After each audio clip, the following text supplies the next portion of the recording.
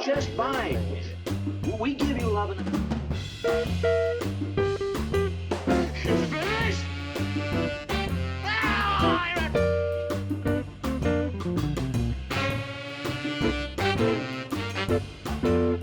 Hello everybody, my name is DanielP'Lopez and we are at Blackwell's Corner, the last stop where legendary actor James Dean, a star from the 50s who passed away in a fatal car crash, died. And this is his last stop and we're here to remember him and honor him, and we're great fans, and here's to James Dean. So we're at the same spot, Blackwell's Corner, but we're gonna go inside the place, the restaurant or diner, whatever it was, when James Dean, this was his last stop, where he had a Coke and a apple or apple pie, one of those. So we're gonna go in and have something here to eat too. Alright, so we're inside the diner and I got a Coke. This was James Dean's last drink, and he also had an apple before he passed. So this was his last meal, a Coke and an apple to James Dean. And this is the inside of the diner. It's the diner, and it's a store. They have memorabilia. You could buy nuts from this local area and foods, and it's a really cool place. You should come visit. What do you think of James Dean? I don't know James Dean songs.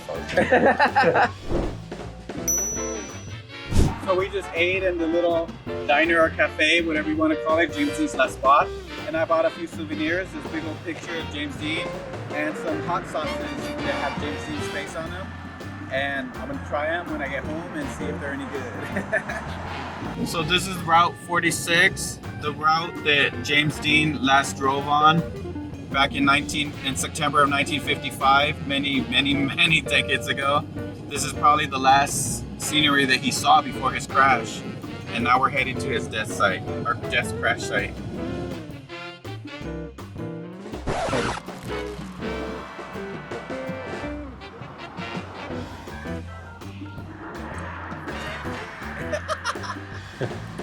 Hello, so this is the actual site where James Dean's car crashed.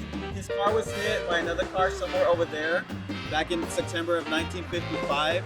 So these are the things that many fans of James Dean have left behind on the fence by where his crash site was, where his car crashed and rested, and where James Dean's soul left his body. So the first question is, how did you even know who James Dean was? Well, back in the late 80s, I was a kid. I was probably about 11 or 12 years old when I first remember actually hearing about James Dean. There was a television program on TV late at night. I was the only one watching, and they were just talking about James Dean, and he was an actor of three great films, and he passed away at age 24 back in 1955 in a car crash. And since then, I was always kind of hooked onto him, and that's how I first heard and first kind of got a glimpse of who James Dean was. So you heard about him, was it like an interview or a TV show or a documentary or, okay. Yeah, it was like a documentary show that they were talking about his death and his legacy and his movies and just who he was. And it was a documentary about James Dean, and that's how I first learned about him. What was it about that documentary that grabbed you, and what was the next step after that? Did you start watching the films next? Did you start reading a book next? Was it the photographs that were iconic? What was it that grabbed you in the documentary that made you take it a step further? Okay. Well, like I said, it was in the late 80s when I first heard about James Dean. And I mean, honestly, no, I wasn't like a instant fan at that moment. I was 11, 12 years old. But it wasn't until I went to middle school, I moved to Riverside. And I remember I was in 8th grade, and our teacher actually showed us the movie Rebel Without a Cause. And that was my first movie that I ever saw of James Dean, Rebel Without a Cause. I was in 8th grade, I was 14 years old. And I remember, oh, James Dean, I heard about him when I was a kid, and now here he is watching this movie, and I loved the movie, it was great. And I think at that moment, I became a fan, yeah. Excellent. What was it about Rebel Without a Cause in the movie itself that drew you in? What scenes, or what was it about the character, or what was it about the movie that drew you in even more? Well, I just think it's very iconic. It's very, it's an old-fashioned film from the 50s, but you can relate with it in any decade, I think. There's still stuff in there that that can be relatable to all generations. You know, like a rebel without a cause. So yes, he was a rebel, but he was a good rebel. You know, he was a good guy, a good character, and he was out looking for friends, looking for love, and you know, he showed that with Natalie Wood and with Salman Yeno, their characters in the movie, and it just, the bond they had and the closeness, the friendship, just James Dean's, you could capture almost like his essence, his soul in that movie and who he was and how he was, and it's just a great way to get to know him. So. Okay, so now you saw the documentary, you saw Rebel Without a Cause, you identified with the character and what his character was like. What was the next step for you? Did you see another movie? Did you start reading any books or biographies on him? Yeah, well, you know, later as the years progressed in high school in the early 90s, you know, I did see things about James Dean like on TV and movies and magazines, and I always thought, wow, this is cool. And I always thought he was a very, very handsome man. You know, like I'm openly gay now, but back then I wasn't. But I always thought, wow, he's so attractive, and you know, that's something that gravitated me towards him too. You know, he's very handsome. But Danny had brought something that he left, and something that I had found at the planetarium. So Danny's going to tell you about that. So Danny, tell me. You left a nice kind of bouquet of roses here. Why don't you tell us about that? Well, I brought yellow flowers for James Dean. I don't know if James Dean actually loves flowers, but I love flowers, and I hope he loves them. And I just brought him a little note saying that I'm a fan and I love him as a friend. And you know, these flowers are for him. The yellow flowers represent friendship. And my friend Jim just left this about the Griffith Observatory. You know, it shows the places where the movie was filmed, like the Samuel Planetarium and outside the East Terrace, and where they had the night fight. And this is parts of where the movie Rebel Without a Cause was filmed. So my friend Jim left this for him. Griffith Observatory is part of James Dean too. So this is for him, James Dean. And you had mentioned Griffith Observatory before, because I know living in Hollywood, you can see Griffith Observatory up on the hill, and that was an iconic place, which is still very iconic for a lot of celebrities and a lot of movies and stuff now. But it was very iconic and probably made iconic, I think, by the film Rebel Without a Cause.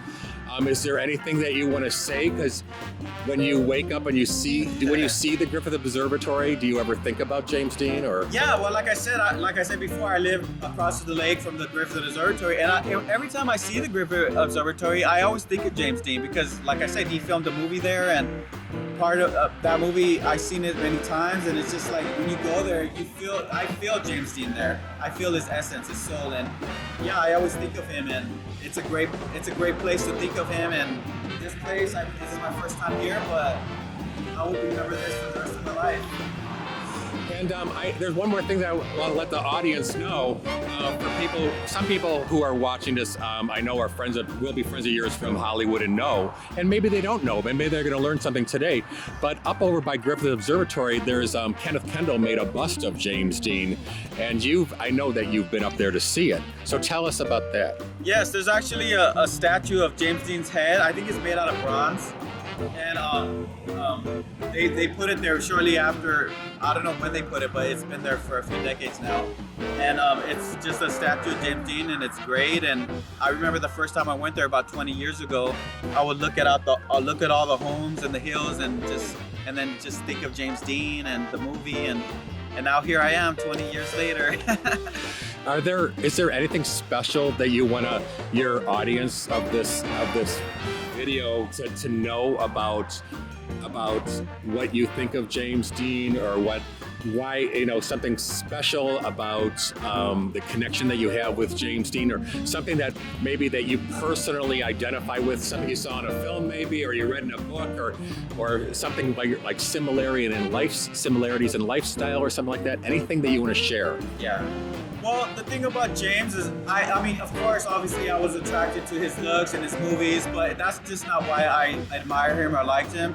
You know, I read so much about him, and I got to know him through his friends and his family members and who he was, and he was just a great person. You know, he loved the things he loved, and just how he was, and I feel that have I known him in another life, or the same age, I know and feel that me and James or Jimmy would have been friends, and maybe more. I just feel he just feels like I would have clicked good with him, had a connection with him. I just know I would have. So now we're leaving James Dean's set side. We're gonna go to his memorial, and here we go, James. I see you're bringing a rose with you. Why is that? Yeah, so actually I'm bringing a rose from the bouquet because I always keep dead flowers, and it'll be a remembrance of James Dean and what I left behind for him. I'm taking a piece of that with me, and I'll always keep it. Very nice. So here we are at the actual memorial site. I believe this was donated and was created by a man from Japan who is a James Dean fan, and it's an interesting memorial. It's got the James Dean's name on it, and if you want to read the date and everything, for James Dean. It also has the time of his death. James Dean died at 5:59 p.m. right? I guess right before sunset.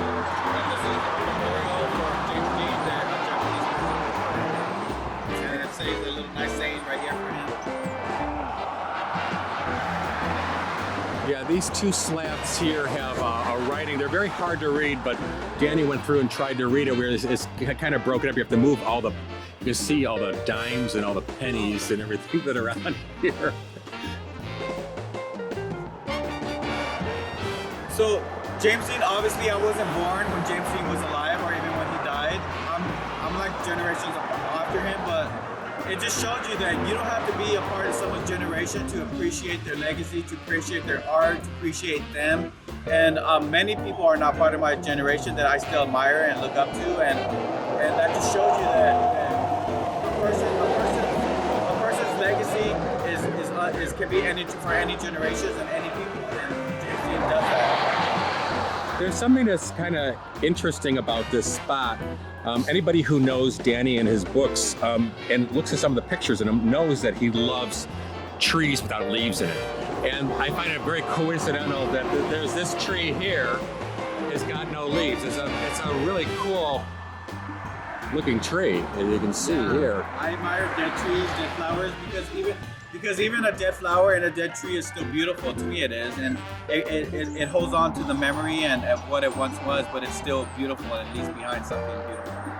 So I have a question for you. Now that we've done this road trip that we talked about for like a long time, and we actually did it, how do you feel right now? What's going through your head?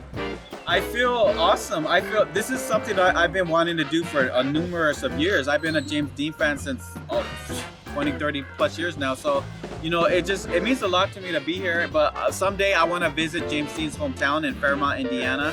I want to go there and visit his grave, his home, and his museums, and just be more in tune with him and his soul and the place where he was born and grew up in. So that's my next destination for James Dean.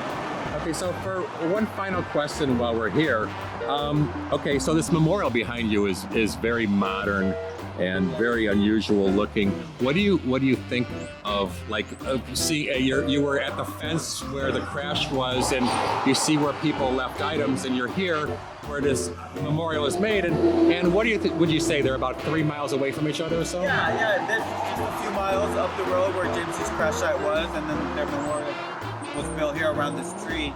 I'm not sure why they chose this location. I supposedly I heard that after the crash, his car was brought here and was actually here for like a few days, left here, so I heard on the internet, and maybe that's why they built the memorial here. Is there one? Do you feel like more connected to one place than the other? Yeah, I felt a stronger connection at the death site where James Dean's death site was. Yes. Yeah, that kind of makes sense actually to think about it. Yeah. And what the people watching this will never know is how scary it was to try to get up onto the road again after leaving it. We didn't want to end up like James Dean. It was a little scary. Yeah. Okay, we're gonna end this here.